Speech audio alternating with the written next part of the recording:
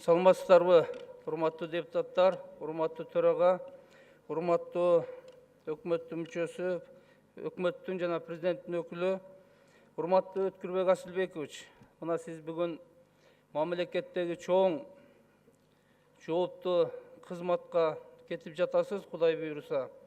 Бул кызмат эң оор учурда бара жатасыз. Сизге саясий эрктүүлүк өзүңүзгө аябагандай талап кылынат. Анткени мына билесиздер, урматтуу депутаттар, Кыргызстандын тарыхында прокуратура системасы бүгүнкү күндөй оор акыбалга же баркы бүгүнкү күндөй түшкөн эмес эч качан. Прокуратура бүгүн мыйзамды көзөмөл, аткарууну көзөмөл эмес, укук коргоо органдарынын камчысын чапкан органга айланды.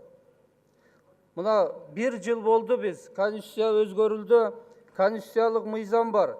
Бул прокуратуранын айрым ыйгарым укуктары жөнүндө деген өзгөрүүдө, урматтуу Өткүрбек Асылбекович, 1 жылдан бери прокуратура кызматы иш аткара элек. Ал боюнча мыйзамдардагы мурунку конституция менен дал келтирүүлүк боюнча жогорку кеңеш жана өкмөттүн мыйзамдарды жакшыртуу сапатында сунуштарды бергенге сиздердин милдетиңиздер бар. Бирок бир дагы жолу прокуратуранда иш аткарган жок бүгүнкү күндө. Андан сырткары, мыйзамдан сырткары алсак, сиздердин бүгүнкү тергөөдө кылган сапатыңыздар. Мисалы үчүн тергөөнү көзөмөлдөөдө мурунку принцип, мына бизде ушу генеральный прокурор болуп иштеп кеткен адамдар отурат, прокуратура системасынын принциптерин билет. Эгерде мөөнөтү 2 айлык мөөнөт же 1 айлык мөөнөт болот, ошол бузулган болсо тергөөчү 1 жыл жооп берген. Бүгүнкү күндө андай нормалар тебеленди. Кылмыш иш козголот бир факты менен. Ошол адамдын өмүр баянын казып, анын бардык ишмердигин текшерип баштайт. Мыйзамдын талабы өзүңүз билесиз, андай эмес да. Бир факты менен иш козголот, ошол факты боюнча санкция алыш керек, ошол факты боюнча тергелиш керек. Урматтуу депутаттар, бул адамдын укугу эң баалуу. Бул жерде адамдын укугу тебеленип атат.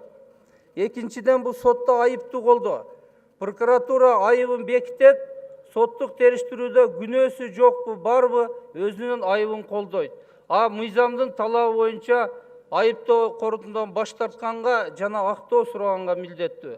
Бүгүн ошондой биздин практикада бир дагы иш жок. Бир дагы актоо суралып элек. Буга да сиз өзгөчө көңүл бурушуңуз керек. Анткени бул дагы биздин бүгүнкү күндө прокуратуранын сапатын жогорулатат. Прокуратура эч качан саясий иштерге басым жасабаш керек. Прокуратура качан мыйзамды иштейт? Жогорку кеңештин алдында, президенттин алдында, УПКнын конституциянын талабы боюнча так милдетин аткарганда, бул ошондо биз ойлойбуз, сиздердин ишеничти аткардыңыздар деп.